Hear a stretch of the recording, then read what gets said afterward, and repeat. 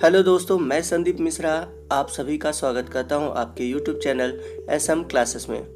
दोस्तों, आज के इस लेक्चर में हम डिस्कस करेंगे समस्थानिक, संभारिक, सम न्यूट्रॉनिक और सम इलेक्ट्रॉनिक के बारे में।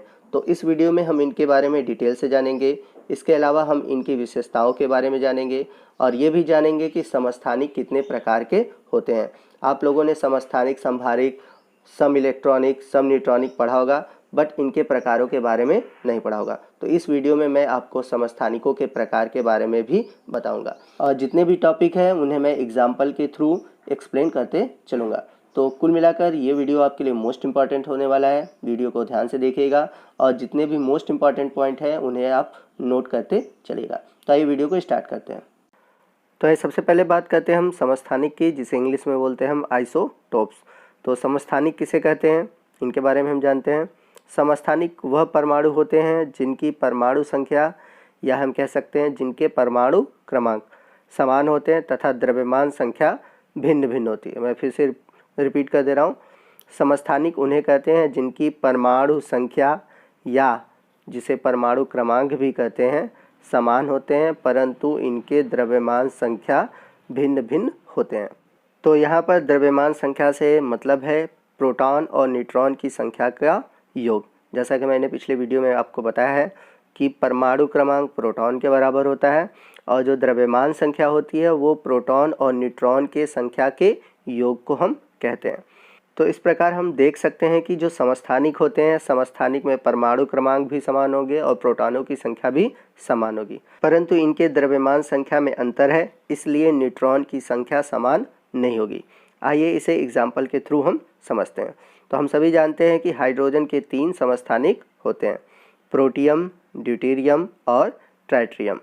जैसा कि आप देख सकते हैं हाइड्रोजन के 3 समस्थानिक, प्रोटियम 1H1, ड्यूटेरियम 1H2 और ट्राइटियम 1H3। तो जैसा कि देख सकते हैं कि तीनों के नीचे 1 लिखा हुआ है, अर्थात इनके जो परमाणु क्रमांक है वो 1 है। और ऊपर की ओर आप देख सकते हैं कि परमाणु भार लिखा हुआ है, ऊपर की ओर परमाणु भार है, परमाणु भार है 1, 2 और 3। तो समस्थानिक वे होते हैं जिनके परमाणु क्रमांक समान होते हैं। जैसे कि हाइड्रोजन के तीनों समस्थानिकों के परमाणु क्रमांक 1 है, लेकिन परमाणु भार में अंतर है, 1 है, 2 है और 3 है। तो इस प्रकार जो समस्थानिक होते हैं उनके परमाणु क्रमांक समान होते हैं, परंतु परमाणु भार भिन्न होते हैं। यदि एग्ज़ाम में क्वेश्चन आते हैं और पूछता है समस्थानिक क्या होते हैं और उनके उदाहरण देने की बात आती है, तो आप उदाहरण में हाइड्रोजन के तीनों समस्थानिकों को लिखेंगे। कोई आप एक उदाहरण नहीं लिख सकते, याद रखिएगा इस पॉइंट को। आपको तीनों उदाहरण को लिखना होगा, अर्थात प्रोटियम, ड्यूटेरियम और ट्राइटियम, इन तीनों को लिखना होगा, तभी आप किसी तत्व के समस्थानिकों को बता सकते हैं। तो आइए हम तीनों को कंपेयर करके देखते हैं और देखते हैं कि इनमें प्रोटॉनों, न्यूट्रॉनों की संख्या कितनी होगी। तो अगर हम बात करें प्रोटियम की, तो परमाणु क्रमांक 1 है, तो प्रोटॉन की संख्या कितनी होगी, 1 होगी। अब प्रोटियम का परमाणु भार 1 है, तो परमाणु भार 1 है तो हमें न्यूट्रॉन की संख्या निकालना है। तो हम सभी जानते हैं न्यूट्रॉन की संख्या बराबर होता है परमाणु भार माइनस प्रोटॉन की संख्या। और प्रोटियम का परमाणु भार 1 है, न्यूट्रॉन की संख्या 1 है, तो दोनों में से एक माइनस कर देंगे तो कितना आ जाएगा, 0। तो याद रखिएगा हाइड्रोजन के जो प्रोटियम है उसमें न्यूट्रॉन की संख्या कितनी होती है, 0 होती है। वही बात करें हम ड्यूटेरियम की, तो ड्यूटेरियम में भी प्रोटॉनों की संख्या 1 होगा क्योंकि परमाणु क्रमांक 1 है, परंतु न्यूट्रॉनों की संख्या कितनी होगी, 1 होगी। क्यों, क्योंकि ड्यूटेरियम का परमाणु भार कितना है, 2 है, तो 2 में से 1 माइनस करेंगे तो 1 न्यूट्रॉन। वही बात करें हम ट्राइटियम की, तो ट्राइटियम में प्रोटॉनों की संख्या 1 होगा क्योंकि परमाणु क्रमांक 1 है। वही बात करें न्यूट्रॉनों की संख्या की, तो परमाणु भार 3 है, तो 3 में से अगर हम 1 माइनस करें तो न्यूट्रॉन की संख्या आएगा 2। तो इस प्रकार हम देख सकते हैं कि जितने भी समस्थानिक होते हैं उनमें प्रोटॉनों की संख्या समान होती है, परंतु न्यूट्रॉनों की संख्या भिन्न भिन्न होती है। जैसा कि देख सकते हैं प्रोटियम में न्यूट्रॉन की संख्या 0, ड्यूटेरियम में 1 न्यूट्रॉन और ट्राइटियम में 2 न्यूट्रॉन होते हैं। और मोस्ट इम्पॉर्टेंट चीज़ याद रखिएगा कि हाइड्रोजन एक ऐसा तत्व है जिसमें न्यूट्रॉन नहीं पाए जाते हैं। यदि हम बात करें समस्थानिकों की खोज की, तो सर्वप्रथम सोडी ने सन 1911 में रेडियो एक्टिव तत्वों में समस्थानिकों की खोज की थी। सोडी ने समान परमाणु क्रमांक तथा भिन्न द्रव्यमान वाले तत्वों का नाम आइसोटोप रखा। तो इन्हें आइसोटोप अर्थात समस्थानिक क्यों रखा गया मैं आपको बता देता हूँ।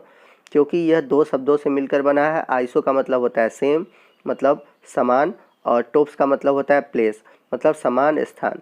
तो आगे जब हम लोग पढ़ेंगे समस्थानिकों के गुण की, तो जो समस्थानिक होते हैं इनका आवर्त सारणी में स्थान एक ही होता है। तो अगर हम ऊपर जो एग्जाम्पल देखें, प्रोटियम, ड्यूटेरियम, ट्राइटियम, ये आवर्त सारणी में पहले ही पोजीशन पर पाए जाएंगे। तो जितने भी समस्थानिक होते हैं उनका आवर्त सारणी में स्थान एक ही होता है। आप किसी भी समस्थानिक का अगर एग्जाम्पल उठाकर देखेंगे तो उनका आवर्त सारणी में स्थान क्या होगा, एक ही होगा। एक ही होगा का मतलब ये नहीं होता कि वन होगा, एक ही होगा का मतलब कि वो जितने भी एग्जाम्पल होंगे उसी आवर्त सारणी में पाए जाएंगे, इसका मतलब ये है। आइए समस्थानिकों के कुछ और उदाहरण देखते हैं। तो जैसा कि आप लेफ्ट साइड में अपने देख सकते हैं, क्लोरीन के दो समस्थानिक दिए गए हैं जिनके परमाणु क्रमांक 17 हैं, परंतु परमाणु भार अलग हैं। एक का परमाणु क्रमांक है 35 और दूसरे का परमाणु भार है 37। तो परमाणु क्रमांक सेम है परंतु परमाणु भार क्या है, भिन्न भिन्न है। तो मैंने बताया था कि जब परमाणु क्रमांक समान हो और परमाणु भार अलग हो तो उन्हें हम बोलते हैं समस्थानिक।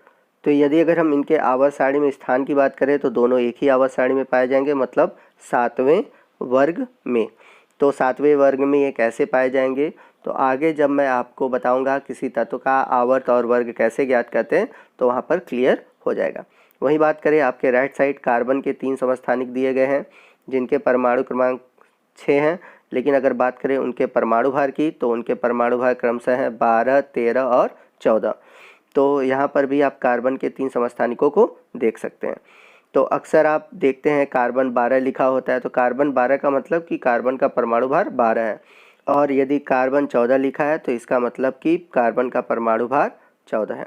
तो यदि हम बात करें समस्थानिकों के गुणों की, तो समस्थानिकों के परमाणु क्रमांक समान होते हैं, और जब तत्वों के परमाणु क्रमांक समान होते हैं तो उनके रासायनिक गुण समान होते हैं। ये पॉइंट आप याद रखिएगा। वहीं अगर बात करें, अगर परमाणु भार समान है तो तत्वों के भौतिक गुण समान होते हैं। तो इस आधार पर हम देख सकते हैं कि जो समस्थानिक होते हैं उनके रासायनिक गुण समान होते हैं परंतु परमाणु भार भिन्न भिन्न होते हैं। ऐसा क्यों होता है, क्योंकि हम लोगों ने पढ़ा है कि समस्थानिकों के परमाणु क्रमांक समान होते हैं, परमाणु भार भिन्न होते हैं। तो परमाणु क्रमांक समान है इसलिए इनके रासायनिक गुण समान है, परंतु परमाणु भार भिन्न है इसलिए इनके जो भौतिक गुण हैं वो समान नहीं है। आइए नेक्स्ट हम बात करते हैं समस्थानिकों के विशेषताओं की। तो जो समस्थानिक होते हैं उनके इलेक्ट्रॉनों की संख्या और प्रोटॉनों की संख्या समान होती है। जैसा कि हम लोगों ने जब न्यूमेरिकल को सॉल्व किया तो वहाँ पर हम लोगों ने फार्मूला पढ़ा था कि किसी भी तत्व का परमाणु क्रमांक और प्रोटॉन की संख्या और इलेक्ट्रॉन की संख्या समान होते हैं अगर वो उदासीन है तब। तो जितने भी समस्थानिक होते हैं उनमें प्रोटॉन और इलेक्ट्रॉन की संख्या समान होती है। और मैंने अभी ऊपर बताया था कि अगर परमाणु क्रमांक समान है तो उनके रासायनिक गुण भी समान होंगे। वही बात करें हम दूसरी विशेषता की, तो एक ही तत्व के सभी समस्थानिकों के द्रव्यमान संख्याएं अलग अलग होंगे, अतः इनके भौतिक गुण भी समान नहीं होंगे।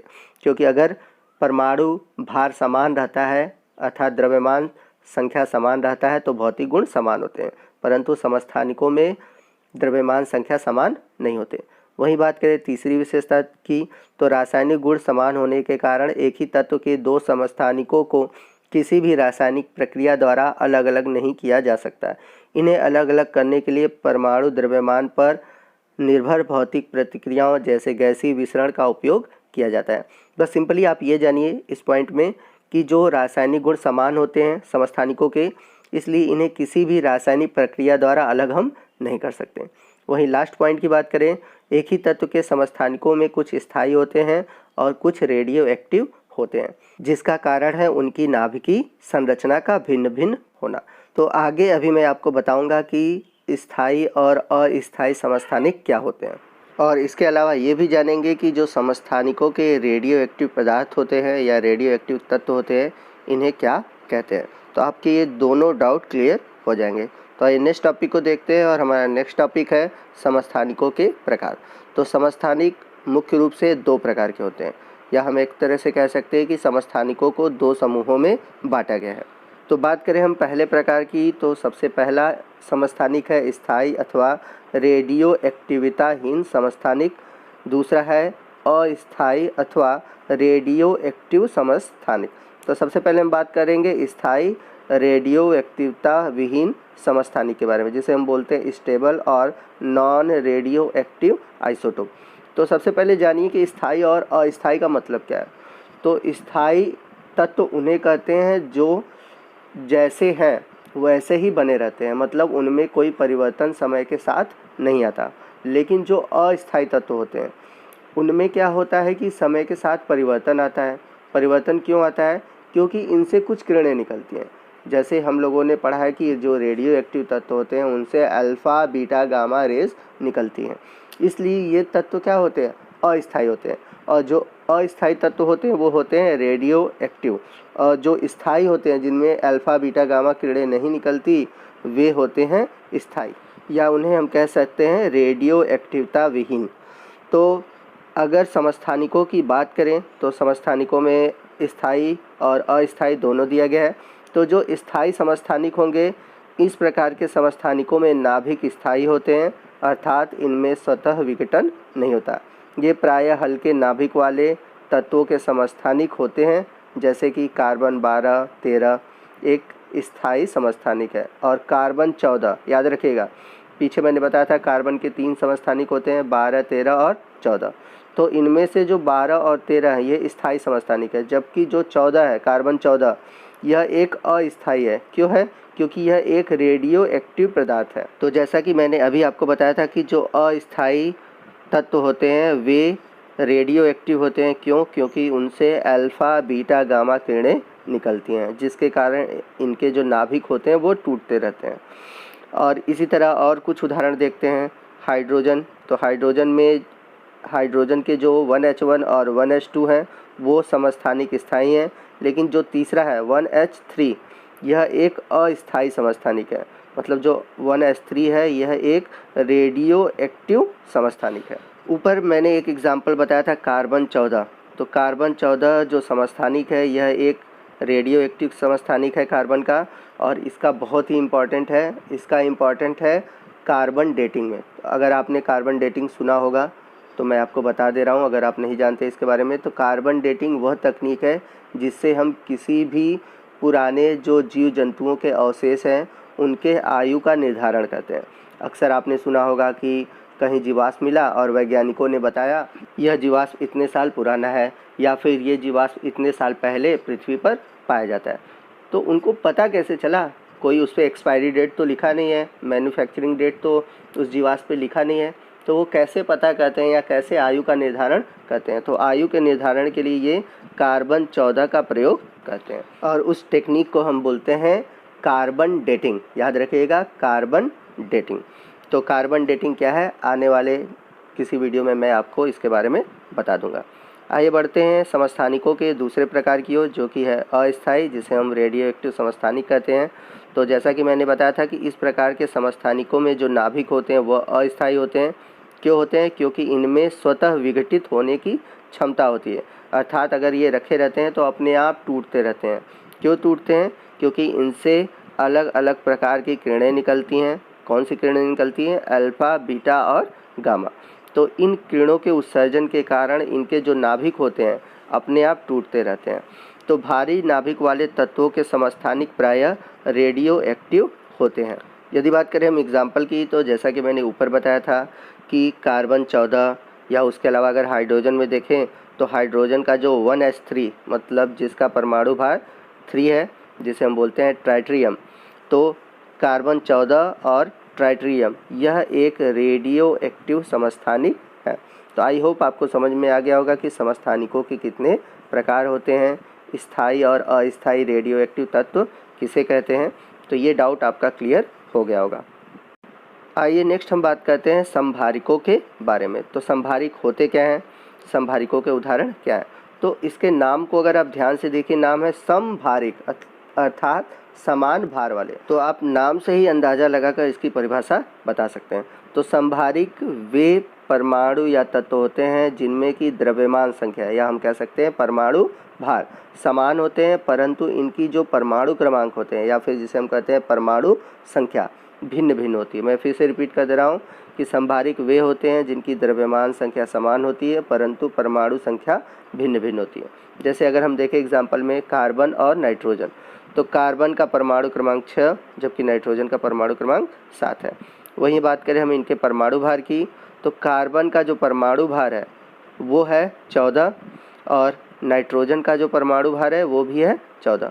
तो यहाँ पर आप देख रहे हैं इनके परमाणु क्रमांक तो अलग है लेकिन इनके जो परमाणु भार है 14 और 14 मतलब दोनों समान है। तो यदि अगर हम बात करेंगे इनके प्रोटॉनों और न्यूट्रॉनों की संख्या की, तो इनके प्रोटॉन और न्यूट्रॉनों की संख्या के मान समान नहीं होंगे। जबकि हम लोगों ने जैसा कि पढ़ा था समस्थानिकों में कि प्रोटॉनों की संख्या समान होती थी, भले न्यूट्रॉनों की संख्या समान नहीं होती थी, बट संभारिकों में प्रोटॉन और न्यूट्रॉन दोनों की संख्या समान नहीं होगी। कैसे नहीं होगी, आइए हम देखते हैं। जैसे सबसे पहले हम बात करते हैं कार्बन की, तो कार्बन का परमाणु क्रमांक 6 तो प्रोटॉन की संख्या कितनी होगी, 6 ही होगी। वहीं बात करें हम न्यूट्रॉन की संख्या की, तो हम सभी जानते हैं कि परमाणु भार में से प्रोटॉन की संख्या अगर हम माइनस कर दें तो न्यूट्रॉन की संख्या ज्ञात हो जाएगी। तो परमाणु भार 14 है और प्रोटॉन की संख्या 6 है, तो 14 में से 6 माइनस कर देंगे तो 8 न्यूट्रॉन होंगे। वही बात करें हम नाइट्रोजन की, तो नाइट्रोजन का परमाणु क्रमांक 7 है, तो प्रोटॉन की संख्या भी कितनी होगी, 7 होगी। वहीं ज्ञात करें हम इसके न्यूट्रॉनों की संख्या की, तो परमाणु भार 14 है और 14 में से अगर हम 7 को माइनस कर दें प्रोटॉनों की संख्या को, तो न्यूट्रॉनों की संख्या क्या होगी, 7 होगी। तो आप इसमें देख सकते हैं कि जो संभारिक हैं इनमें न तो प्रोटॉनों की संख्या समान है और न ही न्यूट्रॉनों की संख्या समान है। तो इस प्रकार याद रखिएगा, संभारिकों में प्रोटॉन और न्यूट्रॉनों की संख्या समान नहीं होती, जबकि समस्थानिकों में प्रोटॉनों की संख्या समान होती है परंतु न्यूट्रॉनों की संख्या समान नहीं होती। पिछले पार्ट में मैंने आपको एक पॉइंट बताया था जिसमें मैंने बताया था कि जब प्रोटॉन और न्यूट्रॉन आपस में जुड़ते हैं तो उसे हम बोलते हैं न्यूक्लियॉन, अर्थात नाभिक में क्या पाए जाते हैं, प्रोटॉन और न्यूट्रॉन पाए जाते हैं, उन्हीं को कहा जाता है न्यूक्लियॉन। आइए कुछ और उदाहरण देखते हैं। तो दूसरा उदाहरण देखते हैं, यहाँ पर कैल्शियम और आर्गन दिया गया है। आर्गन का परमाणु क्रमांक 18 जबकि कैल्शियम का परमाणु क्रमांक 20 है। लेकिन अगर हम बात करें आर्गन और कैल्शियम के परमाणु भारों की, तो इनके परमाणु भार क्रमशः 40 है।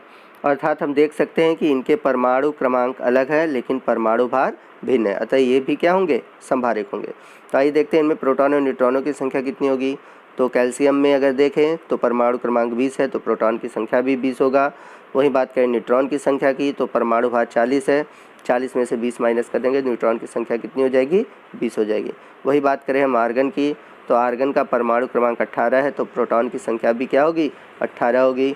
वहीं बात करें हम इनमें न्यूट्रॉनों की संख्या की, तो परमाणु भार 40 में से अगर हम प्रोटॉन की संख्या 18 को घटाते हैं तो न्यूट्रॉन की संख्या कितनी आएगी, 22 आएगी।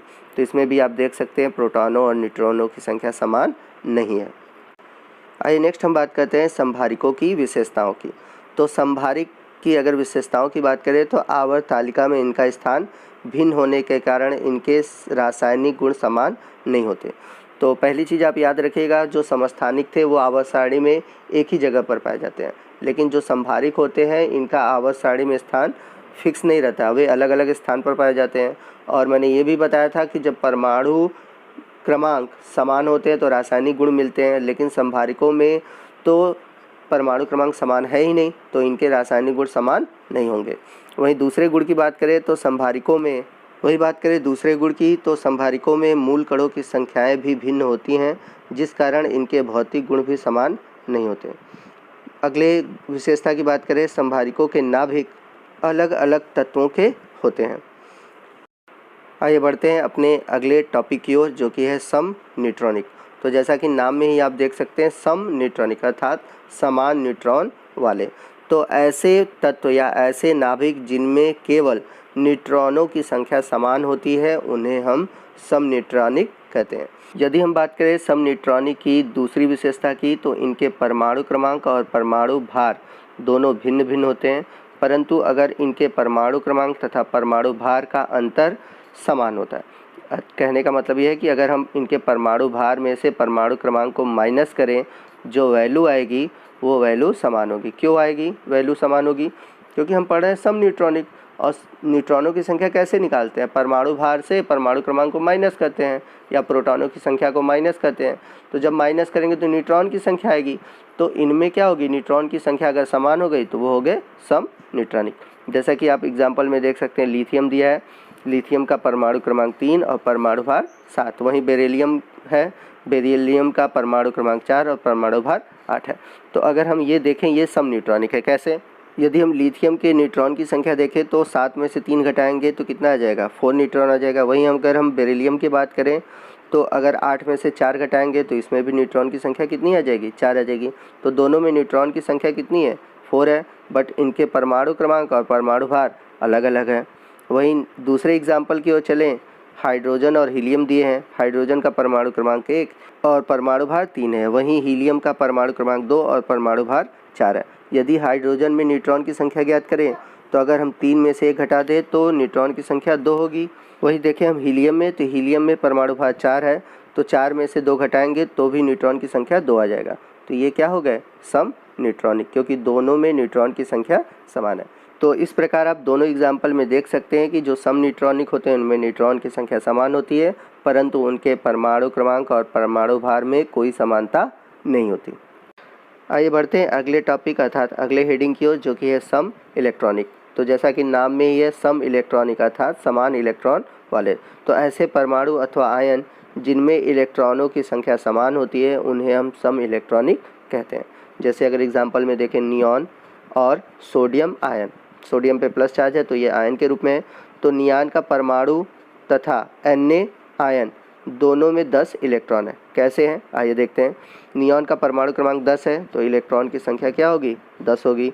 चूँकि ये उदासीन है तो इसमें परमाणु क्रमांक और प्रोटॉन की संख्या क्या होगी? समान होगी। इलेक्ट्रॉन की संख्या भी समान होगी, क्योंकि मैंने पीछे आपको बताया था कि उदासीन परमाणुओं में इलेक्ट्रॉन, प्रोटॉन और परमाणु क्रमांक समान होते हैं। वहीं बात करें हम सोडियम आयन की, Na+ की, तो सोडियम आयन के परमाणु क्रमांक की बात करें तो इसका परमाणु क्रमांक है 11, परंतु इसमें एक इलेक्ट्रॉन कम है। कैसे कम है? क्योंकि एक प्लस चार्ज है और मैंने बताया था कि जब प्लस चार्ज बनता है तो उतने ही इलेक्ट्रॉन निकलते हैं। तो अगर इनका परमाणु क्रमांक 11 है तो इलेक्ट्रॉन की संख्या उदासीन तत्व में कितना रहा होगा? 11 रहा होगा, परंतु जब एक इलेक्ट्रॉन निकल गया तो कितना हो गया? 10 हो गया। तो इस प्रकार नियॉन और सोडियम आयन सम इलेक्ट्रॉनिक है। कुछ नीचे और एग्जाम्पल दिए गए हैं। ऑक्सीजन पे 2- चार्ज है, फ्लोरीन पे 1 है, सोडियम पे 1+ चार्ज है, मैग्नीशियम पे 2, एल्युमिनियम पे 3 तथा उसके बाद दिया हुआ है नियॉन। ये सभी सम इलेक्ट्रॉनिक हैं। कैसे सम इलेक्ट्रॉनिक है? आप अपने कॉपी में सॉल्व करके आप हमें दिखाइए और बताइए कि क्या ये सम इलेक्ट्रॉनिक है या नहीं। तो नीचे मैंने कुछ पॉइंट दे रखे हैं जो कि मोस्ट इम्पॉर्टेंट है, आप उनको अलग से नोट कर सकते हैं। जैसे मैं आपको पढ़ के बता देता हूँ। तो सबसे पहला है, समस्थानिकों में प्रोटॉन की संख्या समान लेकिन न्यूट्रॉन की संख्या समान नहीं होती, मैंने पीछे बताया है। दूसरा है, संभारिकों में प्रोटॉन तथा न्यूट्रॉन दोनों की संख्या भिन्न होती है। और तीसरा पॉइंट है, सम न्यूट्रॉनिकों में न्यूट्रॉन की संख्या समान होती है लेकिन प्रोटॉन की संख्या भिन्न होती है। तो ऐसे ही कुछ इंपॉर्टेंट पॉइंट है, आप इनको नोट कर लीजिए और अपने नोटबुक में नोट करके मोस्ट इम्पॉर्टेंट कर लीजिए। दोस्तों आज के लिए बस इतना ही। यदि आपको वीडियो अच्छा लगा हो तो प्लीज़ वीडियो को लाइक कीजिएगा। यदि आपको कोई भी डाउट हो या आप कोई भी क्वेश्चन पूछना चाहते हैं तो आप हमें कमेंट कीजिए, मैं आपको उसका रिप्लाई करूँगा। इस वीडियो को अपने दोस्तों में अधिक से अधिक शेयर कीजिए ताकि वो भी इस वीडियो का लाभ उठा पाएँ। और यदि अभी तक आपने हमारे चैनल को सब्सक्राइब नहीं किया और हमारे चैनल पे आप नए हैं तो प्लीज़ हमारे चैनल को सब्सक्राइब कीजिए और बगल में जो बेल आइकन है उसको प्रेस कीजिए ताकि जब भी मैं कोई नया वीडियो अपलोड करूं उसका नोटिफिकेशन आपको मिलता रहे। तो आज के लिए बस इतना ही। जय हिंद, जय भारत।